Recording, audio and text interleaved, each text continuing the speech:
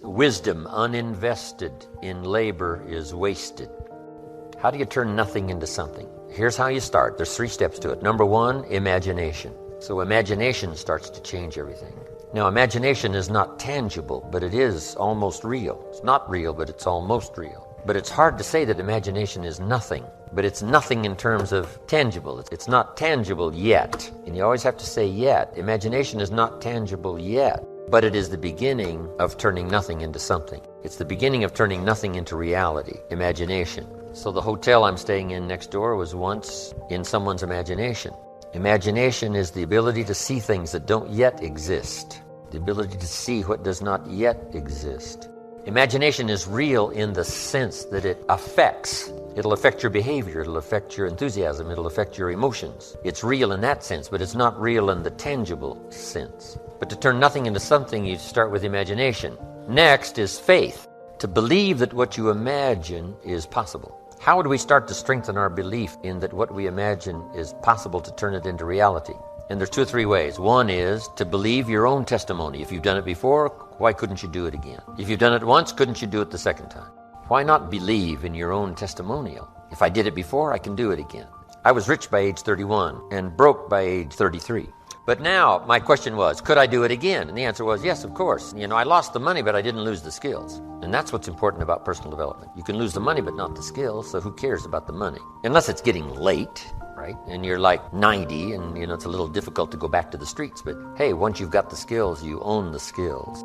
It's like sales. A skill is more valuable than a sale. Sometimes a salesperson says, I need a sale. I said, no, you need a skill. Sales are temporary. Skills are permanent. So we start with imagination, which is almost real. It's not real yet. It's not tangible yet, but it's almost real. Now we move to faith to believe that what we imagine is possible. So we study our own testimony. If we've done it before, we can do it again. Here's what else we study. Other testimonials of somebody who did it. Somebody that built a hotel said, yes, I started with some plans and finally believed it was possible, and here it is. Say, well, if it's possible for one, it's possible for another. In fact, sometimes when we hear the testimonial, here's how they finished. If I can do it, you can do it. See, that's a classic testimonial that gives us now what we call faith. And one of the ancient wise writers said, faith is generated by what we hear. Faith is generated by what we hear. The vocabulary of what we hear, the vocabulary of what we read, that generates faith to believe that it's possible. Now, faith is not reality.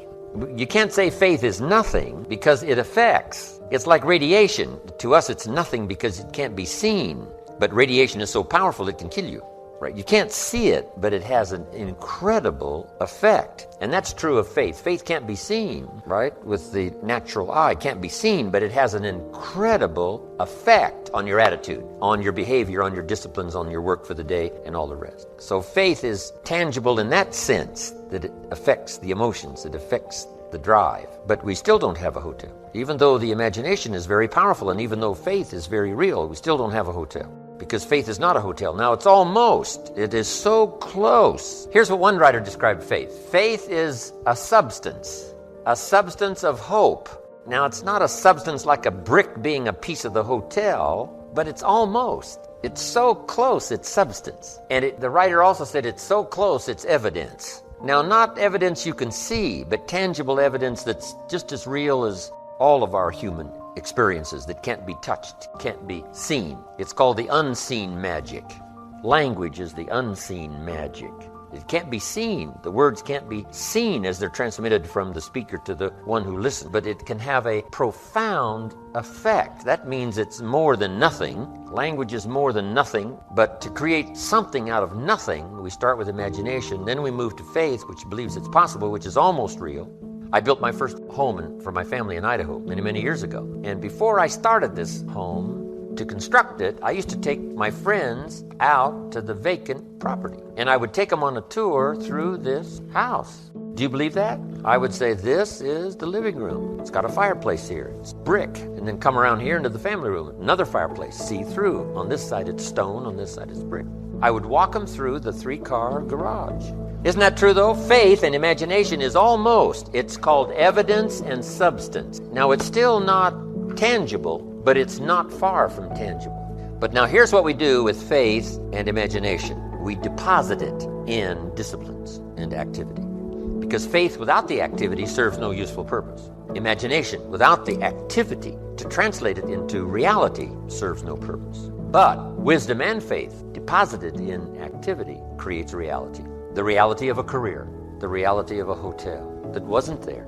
Then this is a bit of a time management that will sort of translate into time management. Question goes like this: when should you start building the hotel that you've imagined and now believe that it's possible? When should you start? And here's the answer: as soon as you have it finished.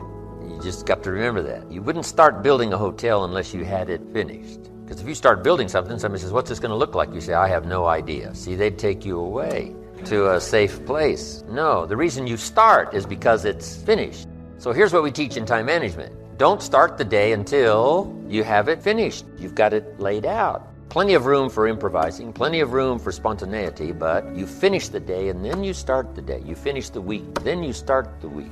But you shouldn't start building the hotel until you have it finished. Is it possible to finish it before you start? And the answer is yes. It would be foolish to start unless you had it finished. Unique things to remember. Now, here's what now turns wisdom and faith into reality, and that's activity, muscle. The labor, the work. Some people go for affirmations, but see that I do believe in affirmations, but here's the key on affirmations, and that is to affirm the truth. Affirm the truth. If you're broke, best thing to affirm is, I am broke. You put that up on the refrigerator where you can see it every day. It'll drive you to sign up for a class to learn a skill so that this doesn't happen anymore. Now, if that doesn't do it, reaffirm and put this up there. I'm 40 and broke. That's a lot more alarming. And if that doesn't work, put this up there. I live in America and I'm 40 and I'm broke. Something is wrong. Not with the country now. You don't have to build a raft. You don't have to build a raft and go to another country. Something might be wrong with your philosophy, your policy, your plan, and your strategy. So, affirm, yes, but always affirm the truth. Here's what the old prophet said. The truth will set you free. Truth, to correct old errors in judgment. That's the freedom of the truth. Because if you don't speak the truth, then you're likely not to correct the errors in judgment. If something's wrong, but you say, hey, it's fine, it's fine, it's fine, how are you going to correct the errors in judgment that made it wrong? See, you can't say it's fine, it's fine, it's fine, and finally it turns out to be fine. Say, no. The only way to go from wrong to fine is not by affirmation. The way to go from wrong to fine is to figure out where the errors in judgment were by speaking the truth. Something's wrong here, finding out what's wrong, making the changes. Now it can go from wrong to fine. Here's a good phrase. Affirmation without discipline is the beginning of delusion. Now, here's what else the truth does. First, it sets you free to correct old errors in judgment. Here's what else it does. Helps you to set up new, easy disciplines, to turn wrong into right, to turn lack into prosperity, to turn skepticism into faith. Now, let me give you the secret now to creating a hotel. The final secret is discipline. But in order to turn wrong into right, we must speak the truth, because only the truth will set you free. Free to correct an error in judgment. Because here's the formula for failure and here's the formula for success. The formula for failure, number one, a few errors in judgment repeated every day. We call that the formula for failure. A few errors in judgment repeated every day. Now, why would you repeat an error in judgment the second day? Reason, failure doesn't occur at the end of the first day. If it did, it would be helpful, because then you wouldn't do that anymore. But errors in judgment are so subtle because they don't usually show their results until for a while. But a few errors in judgment repeated every day, and sure enough, you're way off course. Now, here's all you got to do to turn that around. A few simple disciplines practiced every day, starts to create success. Not at the end of the first day. The first day is the end of a new beginning, the first day. That you've started a new track, that you've started a new direction. So we must all speak the truth. So affirm the truth. Yes, affirm God is good. Yes, affirm life is full of possibility. Yes, affirm all the truthful possibility. But you don't need to try to trick yourself into saying something is okay when it isn't okay. Some people say every day in every way I'm getting better and better. And if that's not true, see, that we call that delusion. If it's not true. If it is true, then it's wonderful, it's fabulous, we should celebrate. But if it's not true, every day in every way I'm getting better and better. See, if that's not true, then it is an affirmation that's destructive. So just affirm the truth. The truth is I lack some skills to multiply my income by 10, which I wish to do in the future. I need to learn the skills. Affirm that you don't have the skills, so that it'll drive you to get the skills because you want to multiply your income by 10. Yes, it is true. All things are possible to the believer. It is true. Errors in judgment lead to devastation. We don't just need the truth. We need the whole truth and nothing but the truth. Here's what we don't need. Delusion. You don't need delusion in order to try to make something out of nothing. All you need is this simple little formula to imagine, because imagination is so powerful. It's the beginning of creating all things that we see. Then faith to believe it's possible. It says what? With faith, everything's possible. Without faith, nothing is possible.